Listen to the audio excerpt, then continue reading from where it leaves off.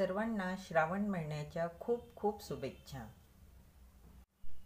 श्रावण महिन्यामध्ये आपण भगवान शिवांची मनापासून सेवा करतो। दर सोमवारी आपण पूजा अर्चा करत असतो। सोमवारी जेव्हा आपण शिवलिंगावर ह्या 3 गोष्टी जर आपण शिवलिंगावर अर्पण केल्या किंवा वाहिल्या तर दोष लागू शकतात। नंबर 1, महादेवांना हळद कुंकू चालत नाही, त्यामुळे शिवपिंडावर किंवा शिवलिंगावर हळद कुंकू अर्पण करायचं नाही, लावायचं नाही।